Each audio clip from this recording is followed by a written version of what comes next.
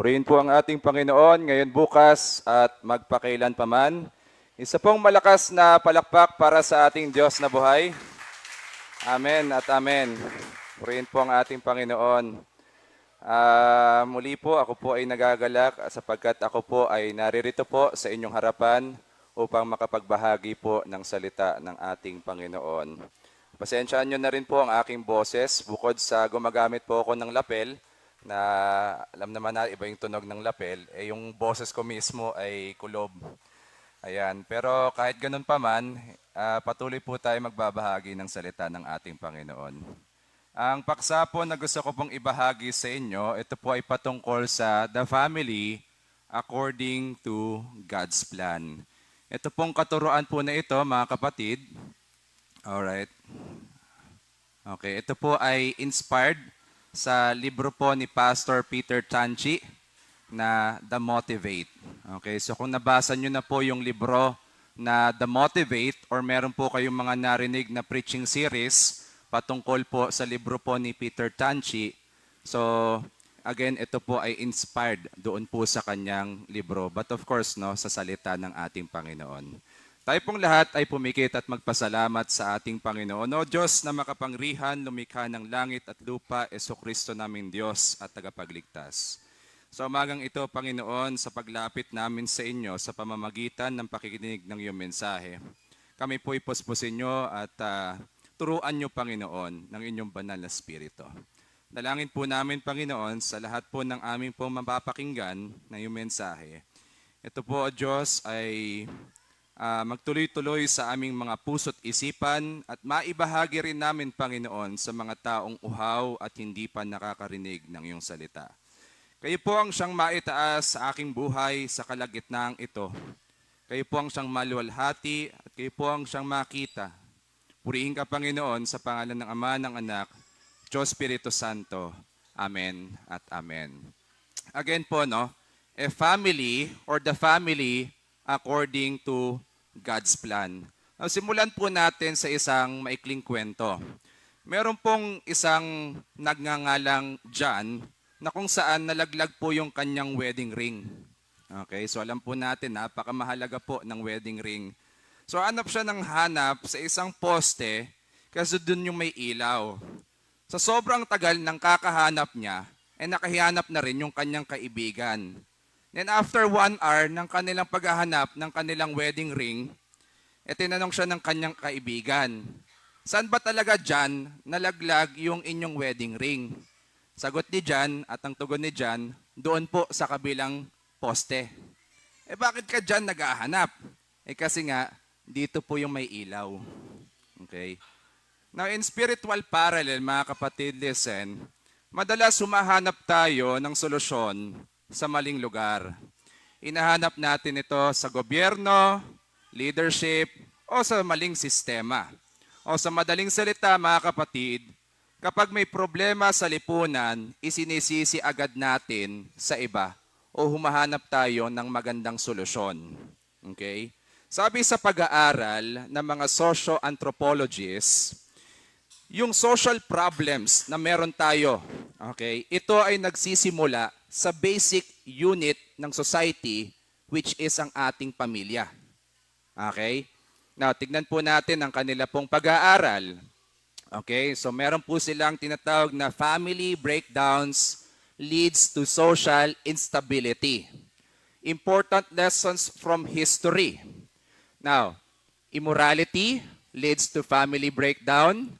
Family breakdown leads to social instability, and social instability leads to the decline of civilization.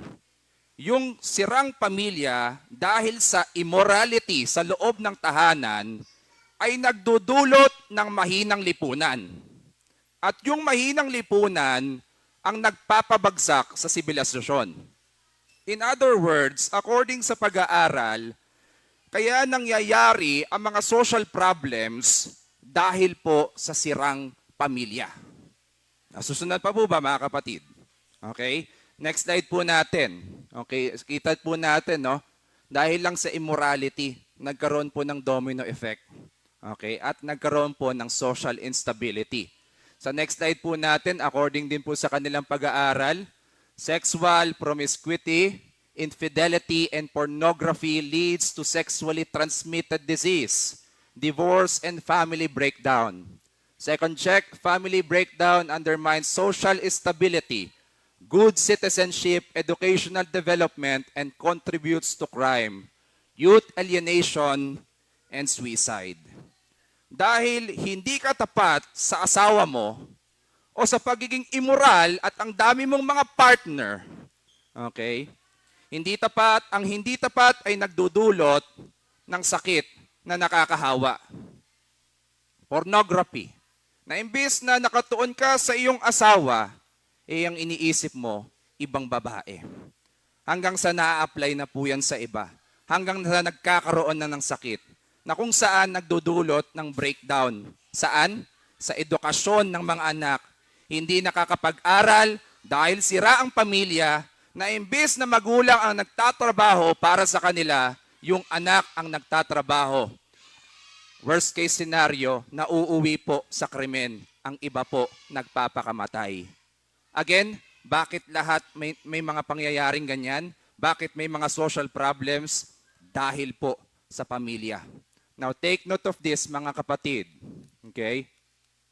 To build a world of lasting peace, we need to restore true love, true parenthood, and true family.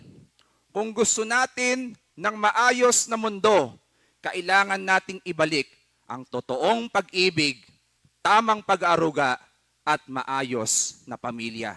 Yan ang dapat at yan ang hamon ng ating Panginoon Diyos sa atin. Okay?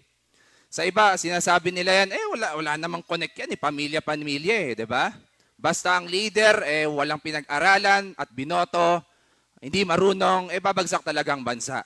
Hindi po, mga kapatid. Again, according po sa pag-aaral, ito po ay nagsisimula sa pamilya.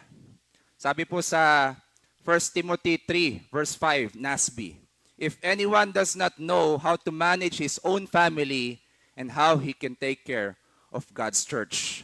Ibig sabihin, kung hindi mo ma-manage yung pamilya mo, papaano pa kaya yung nakakarami? And according kay Zig Ziglar, ito po ang kanyang sinabi, okay, as the family goes, so the nation and so goes the nation and so goes the whole world in which we live. Now, it suggests that a healthy and functioning nation is built upon the foundation of strong and prosperous family. Kaya mga kapatid, kung gusto nating maging prosperous ang bansang Pilipinas, again, ito po ay nagsisimula sa pamilya. Amen? Okay, ang tanong mga kapatid, kamusta ba ang pamilya mo? Okay? Again, hindi ko lang po kausap dito yung may mga anak na, may mga asawa. Kung anak ka, kamusta yung magulang mo, yung tatay mo, yung mga kapatid mo, yung mga kamag-anak mo? O pwede nating i-apply ito sa spiritual parallel. Kamusta tayo bilang pamilya sa spirito?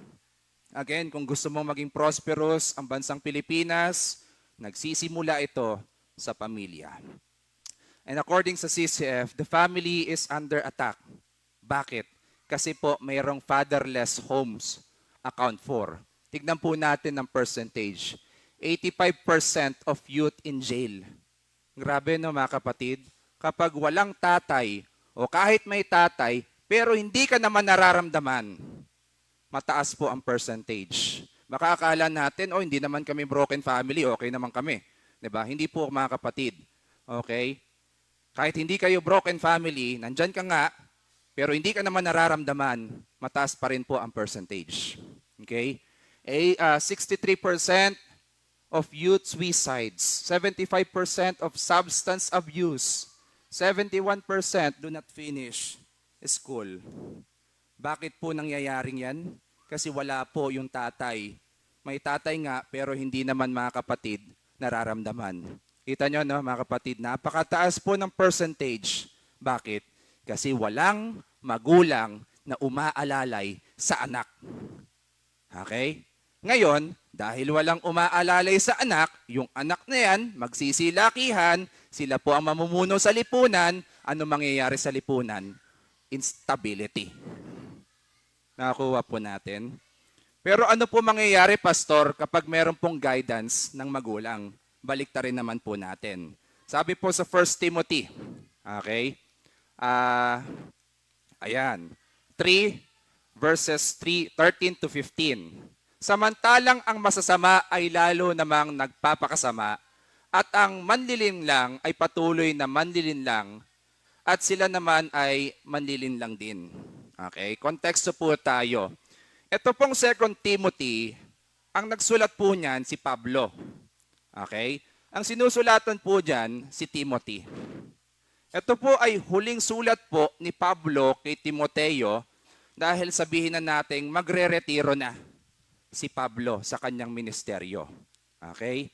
Kung familiar tayo, no, I have fought the good fight, I have finished the race. So ito po ay something na nagpapaalam na si Apostol Pablo at pwede niya nang sabihin, well done.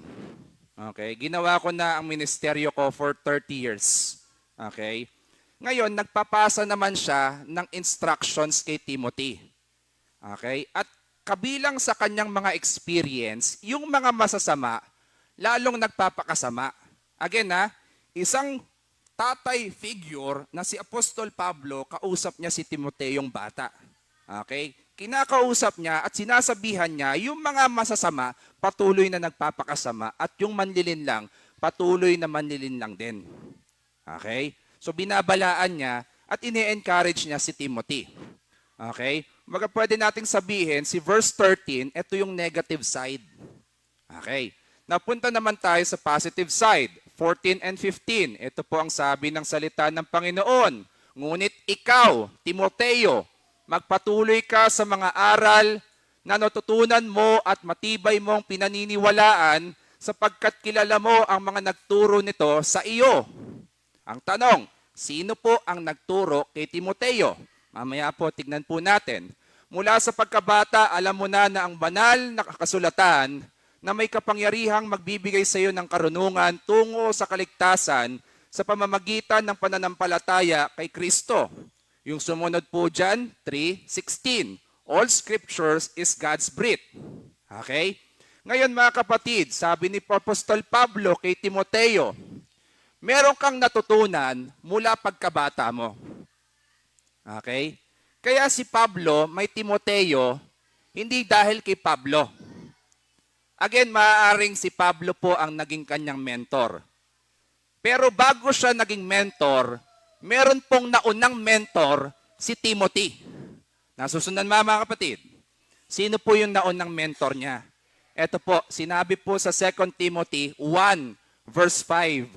I am reminded of your sincere faith, which first lived in your grandmother, Lois, and in your mother, Eunice, and I am persuaded now lives in you also. Sa madaling salita mga kapatid, sino ang unang nagturo sa kanya ng salita ng Diyos? Yung kanyang magulang at yung kanyang lola. Kaya mga lola, kaya mga magulang, mga lolo, isa po sa responsibilidad natin, hindi lang palakihin sila at arugain, kundi bahagian sila ng salita ng Diyos. At upang sa gayon, kapag sila na ay tinawag ng Panginoon sa ministeryo ng paglilingkod, maglilingkod sila ng buong puso at ng may buong katapatan. So ano po ang mangyayari kapag may magulang na nagtuturo sa anak? Again, maglilingkod sa Diyos ang anak. Amen? So kung isa ka mga kapatid na tinuruan mo yung anak mo ng salita ng Diyos, praise God sa buhay mo. Kung hindi pa mga kapatid, hindi pa po tapos ang lahat. Okay? Now, makikita po natin merong pong nagturo. Kaya sa oras po na ito mga kapatid, gusto ko pong ibahagi sa inyo, discover God's design for the family. Okay? Now number 1, to show God's goodness. Ito po ang plano ng Panginoon. Tandaan po natin. Okay? Buo ang pamilya, at kapag buo ang pamilya, na ipapakita natin yung goodness ng Panginoon sa pamamagitan natin. Okay? Na unang nilikha ng Diyos ang lalaki and God gave him the responsibility. And after that, sabi ng Panginoon, Genesis 2:18, it is not good for the man, kay Adam, sa lalaki, to be alone. I will make her a helper. Okay? I will make a helper suitable for him. Now, ano pong ibig sabihin nito? 'Di ba no? Nilikha ng Diyos ang lahat. Okay? From day 1 up to day 6. Okay? And then from day 7, ang sabi ng Diyos, God rested kasi nga everything was good. Nasusundan pa ba mga kapatid? Okay? Ano ba to mga kapatid? Nung sinabi pa to ng Diyos, ito ba ay parang nakalimutan niya? Ito ba ay something na sinadya niya? Okay? Na kung saan na-realize ng Panginoon, oh, walang kasama yung lalaki. Kasi alone siya. Pag alone siya, may possibility na siya ay lonely. Okay? Well, mga kapatid, pinapaintindi lang po ng Panginoon na ang kalooban niya sa atin na bilang tao, hindi po tayo pwedeng mabuhay mag-isa. Okay? Yan po yung essentiality ng verse 18. Na kung saan, no man is an island. Man is a social animal. Naalala ko nga yung isang emperor. Ito po yung Emperor Frederick II. Okay, during the Roman Empire. Okay, siya po ay isang scientist, self-proclaimed scientist, at self-proclaimed philosopher, and of course, God. Alam naman po natin, no, during Roman Empire, kapag sila ay emperors, automatic nagiging Diyos po sila. Okay? Kaya during the time of Jesus Christ, hindi niya muna mabanggit, ako yung Messiah, ako yung Panginoon sa early ministry niya. Hanggat hindi pa napufulfill yung gospel, yung krus ng Kalbaryo. Bakit? Kasi magkakagulo eh. Kasi isipin ng tao, meron kaming Diyos which is yung emperor. Ngayon, itong emperor na to, sa sobrang kagalingan niya, di ko alam kung talagang sobrang galing, okay, nagkaroon siya ng experiment, okay, yung mga bagong silang na sanggol, okay, ginawa nila, sabihin natin siguro, mga 20 sanggol, pinapakain lang nila, pero walang interaction na mangyayari. Okay, ngayon, naghahanap sila ng conclusion na, ano ba yung magiging salita nila? Ito ba ay Grego? Ito ba ay Latin? Ito ba ay Romano? Etc. Okay? Ngayon, sa kaka-experiment nila, nagbibigay lang ng pagkain, hindi naman inaalagaan ano po ang nangyari sa mga bata. Eventually, yung mga bata po namatay. So palpak po ang kanilang eksperimento. Ang tao po ay natural na social animal. Ibig sabihin, kinakailangan natin ng basic unit of society, which is yung family. Human beings cannot survive in isolation. Yan ang gusto ng Diyos. Okay? Kaya niya sinabi, it is not good for this man to be alone. At ang maganda dito, hindi po binigyan si Adan ng Steve. Okay? Kundi binigyan po siya ng Eve. Okay? Ito ay male and female. Si God po ang author po niyan. Hindi po inimbento ng tao. Hindi po yan Adam and Steve. Mali po yan. Mali po yung ganyang konsepto. Ang gawa ng Diyos, Adam and Eve. Lalaki, babae. Yung female, magiging wife. Yung male, magiging husband. Okay? At kapag sila po ay naging mag-asawa, at dahil sentro ang Diyos, magiging maayos po ang lipunan. In a way, mapapakita po natin sa lipunan yung kabutihan ng ating Panginoon Diyos. Again, real success. Okay? Ayan po, no? Okay. Ayan. Next slide po natin. Sabi po dito, okay, real success is found in having a good and happy family. And kapag may success po sa family, nandun po yung goodness ng ating Panginoon Diyos. Sabi ni Pastor Peter Tanchi sa kanyang libro na Motivate, hindi mo na mababago yung mga nangyari sa ancestors mo. Diba? Kung yung mga ancestors mo, yung mga lolo mo, lolo't lola nila, may mga kahihiyan silang ginawa, okay, na hanggang ngayon, alam mo, hindi mo na mababago yan. Okay? Pero yung mga descendants mo, yung mga susunod sa'yo, kaya mong mabago yan. Okay? And in that way, maipapakita mo yung kabutihan ng ating Diyos. Okay? So number 1, ito po ang sabi ng salita ng Panginoon, to show God's goodness. Yan po ang plano ng Diyos sa pamilya. Second point po natin is to pass on legacy. Ito po yung binasa po nating paksa sa Psalm 78, 4b and 6 to 7. Basahin po ulit natin. Sundan po natin. We will tell the next generation the praiseworthy deeds of the Lord, His power and wonders He has done. Okay, so yung mga samnista, pangako nila sa Panginoon, sasabihin namin sa next generation yung kabutihan ng Diyos. So nagpapasa na sila ng tinatawag po nating legacy. Hindi nila legacy, kundi legacy ng Panginoon. So the next generation would know them, even the children yet to be born. Grabe, ano? Pati yung mga hindi pa isisilang, meron na kaming plano sa inyo na makilala nyo ang Diyos. Grabe, no? Dapat ganito yung plano ng mga bawat pamilya, no? Hindi yung plano natin, kakaiba.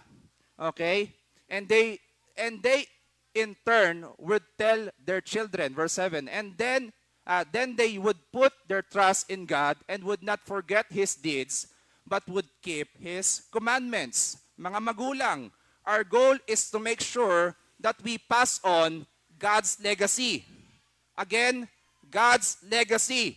Ipasa mo sa anak mo, sa apo mo, at yung anak mo, ipapasa niya sa magiging apo niya na hindi makalimutan ang salita ng Diyos.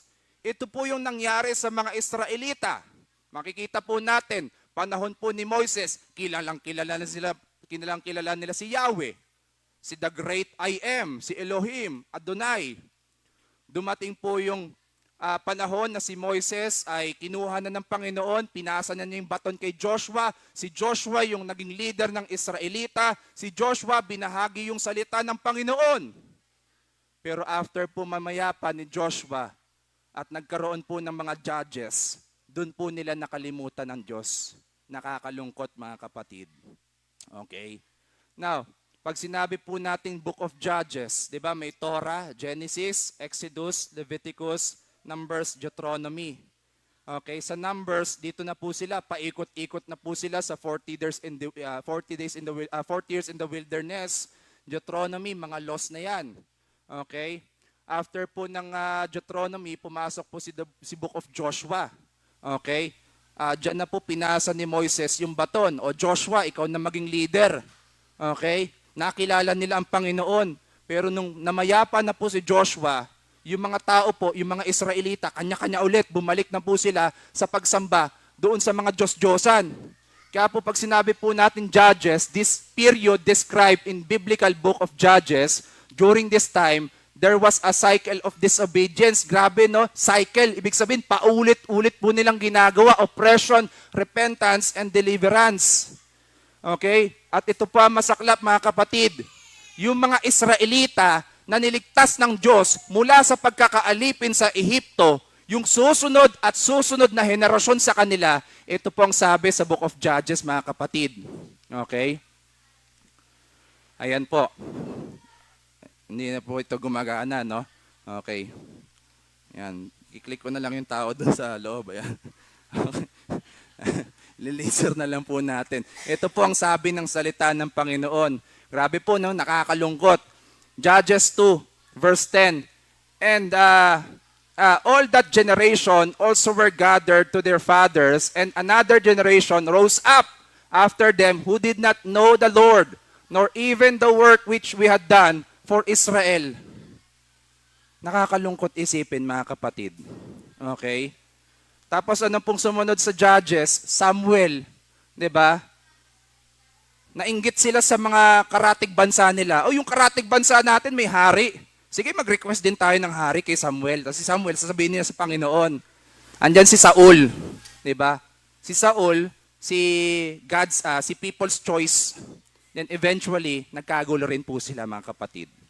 Kasi bakit? Ang choice talaga ng Panginoon, hindi si Saul, kundi si David. Okay? At parang ganito po ang nangyari, mga kapatid, ano? Okay, next slide po natin. Okay. So dito po sa Ehipto, sila po ay slave. Book of Exodus. Ang sabi ng Panginoon, ilalabas ko kayo mula sa pagkakaalipin. Tatawagin kita Moises. Okay? Panginoon, hindi po ako marunong magsalita. Uutal-utal po ako. Tingnan mo, excuses, no? Okay, sige, bibigyan kita ng Aaron. Binigyan ng Aaron. Okay, pumunta kay Pharaoh. Okay, nagkaroon ng iba't ibang mga milagro. Then eventually, okay, nakaalis sila sa Ehipto sa pagkakaalipin. Pumunta yan, no, sa Red Sea. Alam naman po natin, no, crossing of the Red Sea. Leviticus is about the laws. Umakyat si Moises sa Mount Sinai. Okay, binigyan ng 10 Commandments. Pagbaba ni Moises, nakikita niyo yung mga Israelita, may sinasambang iba. Tapos ang promotor doon, si Aaron. Ano? Sabi ni Aaron, tagal naman ni Moises sa Mount Sinai, sige gawa tayo ng golden calf. Okay, pasaway, pero hindi pa rin tumigil ang Panginoon doon. Okay, naging mabiyaya pa rin ang Panginoon doon. Okay, then Book of Numbers, ito na po yung 40 years in the wilderness, paikot-ikot lang sila doon.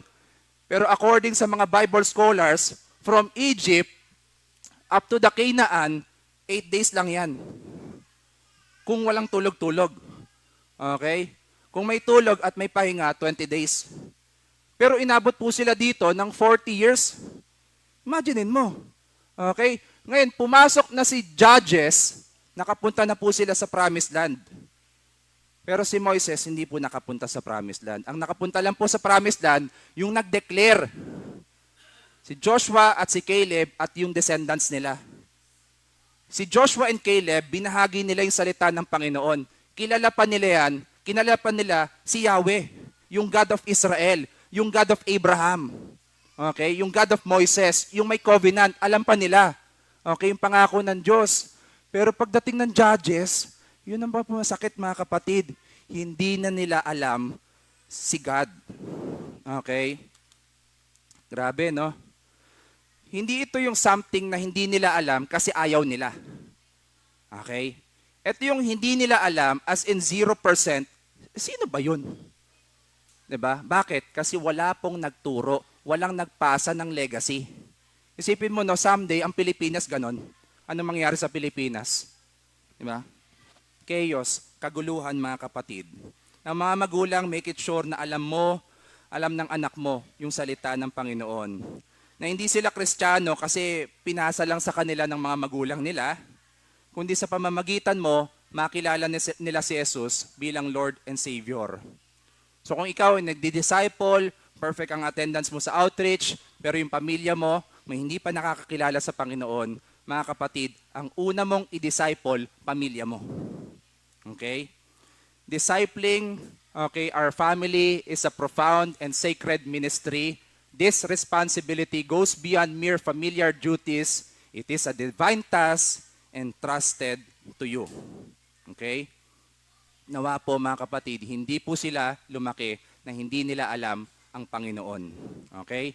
Pastor, napakapasaway naman eh. 'Di ba? Ano po ang gagawin? According po sa Kawikaan, ito po ang sabi ng salita ng Panginoon. Parents, discipline your children. Okay? Hindi lang yung ibabahagi mo yung salita ng Panginoon. Okay? Kasi anong sabi ng salita ng Panginoon? Kawikaan 22:15, likas sa mga bata ang pagiging pilyo. 'Di ba? Kaya yung anak mo, pag pasawayan, totoo yan. Pilyo nga sabi nga ng Tagalog version eh. Ngunit sa pamamagitan ng palo, sila ay matututo. Kaya minsan, disiplinahin mo. Ngayon, ang tanong, anong klaseng palo? Anong klaseng disiplina? Proverbs 23:13-14. Disiplina na hindi po sila mamamatay. Baka naman yung disiplina mo parang paniki na. Yung nakabitin pati warek. Hindi na makapagsalita. Yung disiplina mga kapatid, according sa Panginoon. Okay? Now, bakit kailangan disiplinahin? Ito po, sabi po ng salita ng Panginoon. Okay, next slide po natin. Ayan, Kawikaan 13 verse 24, mapagmahal na magulang, anak ay dinidisiplina. Anak na di pinapalo, hindi mahal ng magulang. Kaya pag pinalo ka, mahal ka niyan. Okay? Pag hindi ka dinidisiplina, hindi ka pinapalo, hindi ka mahal niyan. Pastor, imbento ata yan. Hindi po, ang nagsulat po niyan si Solomon. Yung pinakamatalinong tao sa buong mundo. Yung experience. Sinulat niyan kasi nakita niya na yan noon. Di ba? Nga lang, kung matanda ka na at pinapalo ka pa rin, baka kakaiba na yan. Ano, baka, di ba? Diba? Sipin mo, si Kuya Ivan, pinapalo ng tatay niya. Diba? Baka baligtad, ano? Paluin naman yung tatay niya. Diba? Again, no? To pass on the legacy. Paano? Salita ng Panginoon at disiplina. And last, ito last point na po tayo, no? Okay. Now, to fulfill God's assignment. Lahat po tayo may kanya-kanya pong assignment. Okay? Kahit magkakaiba tayo ng itsura, di ba? Kahit magkakaiba tayong lahi, no? Sa itsura, okay, pangangatawan. Alam mo, minsan naiisip ko, kaming pamilya Del Mundo, minsan naiisip ko, bakit yung pamilya nila, ang gagaling kumanta? Diba? Bakit yung pamilya nila, ang gagaling sumayaw? Tapos yung bakit yung pamilya nila, lahat instrumentalist. Tapos kami ganito, pogi lang. Diba? Grabe naman yun. Baka ma-reels ako doon. Hindi po, biro lang, ano? Okay? Pero alam nyo mga kapatid, kahit magkakaiba yan, isa po ang purpose. At ang purpose po ng family is to fulfill God's assignment. Amen? Okay? At ano po yon? Ito po ang sabi ng salita ng Panginoon. No? Genesis po tayo. Next slide po natin. Okay, 1:26. Okay. Ito po creation. Then God said, let us make man in our image, in our likeness, so that they may rule over the fish in the sea, and the birds in the sky, and the livestock all over, all the wild animals, and over all the creatures that moves along the ground. So merong responsibility ang tao. Alagaan ng nasa impapawid, lupa at dagat. Buong mundo, in other words. Okay? Ito po yung another responsibility ng tao, assignment. Next slide po natin. Okay? God blessed them and said to them, be fruitful and increase in numbers. Fill, punuin natin and subdue it. Okay? Ang gusto ng Panginoon, sa verse 28 naman, hindi lang alagaan, kundi magpakarami. Okay? Pakisabi mo nga, multiply. Okay? Yan po ang gusto ng Panginoon, punuin po ang buong mundo. Ng ano? Ng imahe ng Diyos. Kasi yun po yung naunang sinabi, di ba? Okay, verse 26 and 27, in our own image. Ang nagsasalita po dyan, si Elohim, Father, Son, and Holy Spirit. Okay, yan po ang assignment po nating pamilya. Punuin ang buong mundo, mag-multiply tayo, okay, ng imahe ng Diyos. Kaso ito po ang nangyari. Okay? After po ng Genesis 3, yung fall, imbis na ikalat po natin yung imahe ng Diyos, imahe pong masama ang naipapakalat natin. Okay? Na imbis na si Eve ang mahalin, ang minamahal si Steve. Okay? At si Eve ang mahal si Eve. 'Di ba, no? Kaya ang gusto ng Diyos, go and make disciples sa New Testament. Bakit? Kasi ang gusto ng Panginoon, ibalik nyo sila sa akin. Sa pamagitan ng go, teach them, baptize them. Okay? And take note of this, mga kapatid. Okay? Every family has a special calling. Si Joseph at si Maria, may special calling sila sa Panginoon. Isisilang mo yung Messiah na magliligtas sa buong mundo at papangalanan mo siyang Emmanuel, God with us. That's their assignment. Kayo ba, mga kapatid? Tayo ba? Ano ba as pamilya? Kontento na lang ba tayo na nagsisimba tayo? Okay? Meron ka bang ine-aim or assignment mula sa Panginoon na gusto mong gawin sa kapwa mo? Okay? Kung wala pa, mga kapatid, nawa ito po yung ating aim bilang family. But as for me and my house, we will serve the Lord. Amen? At kung isa ka sa, okay, may pamilya ka na hindi pa sila Kristiyano, sharean mo yung isa. Pag dalawa na kayo, sharean mo yung isa. Hanggang sa marami na kayo. Again, no, in the end, ito po ang assignment natin sa Panginoon. When God said multiply, it's not just about numbers, but about deepening connection with Him. It's more on spiritual aspect, mga kapatid. It's our call to ensure that each person, each family member truly knows God, fostering a warm and lively faith that extends through generation. At sa ating pong pagtatapos mga kapatid, discover God's design for family. Take note to show God's goodness. Pagbuo ang pamilya na ipapakita natin yung kabutihan ng Diyos. Okay, to pass on legacy sa papaanong paraan, salita ng Panginoon at disiplina. Pangatlo, to fulfill God's assignment. Ano po yung assignment po natin? To multiply. Again, this is not just about physical, but spiritual sense. Let us go and make disciples. Okay? Pastor, pwede ba maayos pamilya ko? Pastor, dati akong patay na patay sa kanya. Pero ngayon, patay na yung pag-ibig ko. Kapatid ang Panginoon nga di ba? Yung patay binuhay Yan pa kayang patay na pag-ibig mo sa Kanya. All you need to do mga kapatid is to learn, obey, and trust God. Okay? Sa ating pong pagtatapos, ito po ang ating pong challenge para sa ating life group. Isa lang po ang tanong. Okay? How can ikaw, be a blessing to your family according to God's plan? At ano po yung God's plan? Goodness, legacy, and assignment. Okay, tayo pong lahat ay pumikit at manalangin sa ating Panginoon. O Diyos na makapangyarihan, lumikha ng langit at lupa, Jesucristo naming Diyos at tagapagligtas, maraming pong salamat Panginoon sapagkat isa po sa inyong kalooban at disenyo na kami po bilang isang pamilya, maipakita namin Panginoon ang kabutihan nyo, maipasa namin o Diyos sa susunod na henerasyon kung sino ka at ano ang mga nagawa mo, Panginoon. At higit po sa lahat, mag-multiply kami kung saan magbahagi, magdisipulo. Purihin ka, Panginoon, aming Diyos at tagapagligtas. Kayo po ang siyang maitaas sa buhay namin at higit sa lahat, Panginoon, sa aming pamilya. Ito po aming dalangin sa pangalan ng Ama, ng Anak, Diyos Espiritu Santo. Amen at Amen. Purihin po ang ating Panginoon.